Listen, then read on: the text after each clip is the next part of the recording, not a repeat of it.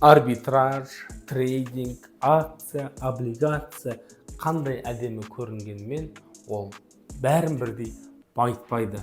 Бұл алаяқ-нет жобасы, оның жүргізушісімен Нұрсұлтан Орынбеков. Осы видеоны соңына дейін қарап, жақыныңызға жіберіп, сақтап алуды ұмытпаңыз. Еліміздегі соңғы уақытта азаматтардың аузы күйіп ақшадан айырып отқан жүйелердің бірі арбитраж. Жақсылық дейді, басқа түрі көп арбитражға үйретіп, сол арқылы табыс табасыз, байтамыз, күнде $20 табуға гарантия береміз дейтіндер бар. Біліңіздер, біз шығарғанда ескертіп отырамыз, 100% гарантия деген жерде алаяқтық әбден болуы мүмкін.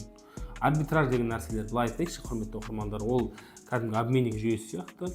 Оған экономикалық базалық экономикалық білімі бар адам қатысқанның өзінде де ол жерде қиналып қалуы мүмкін, және ақшаны жұмсақ, оны қайтарып алу мүмкіншілігі аз болуы мүмкін.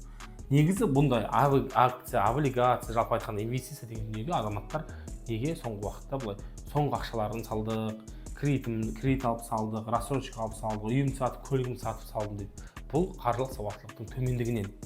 Асылында бұндай мәселелерді артық ақшаңыз болса, қанша ақшаны жоғалтуға дайынсыз, соны инвестицияға, акцияға сала аласыз.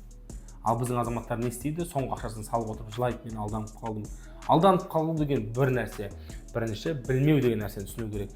Білмей беріп қойдым, солай ақшамды күйдірдім десеңіз, бұл дұрысырақ болады. Ал бірақ та осы арқылы алдап сіздерге көрсетіп жатқандарға да ескерту болсын. Жалпы арбитраж, облигация, акция секілді экономикалық білімді қажет ететін, жоғары экономикалық білімді қажет ететін дүниелерге жаппай сатылым жасауға болмайды. Себебі азаматтар, оның ішінде сізге кейін өзіңізге шағым жазатын адамдардың көбі осы базалық экономикалық білімдері жоқ, және де бұны ары қарай алып кете алмайды. Осындай дүниені біліп жүріңіздер. Арбитраж, акция, облигация деген дүниелерге кірісу үшін қаржылық сауаттылықтарыңызды арттырыңыздар.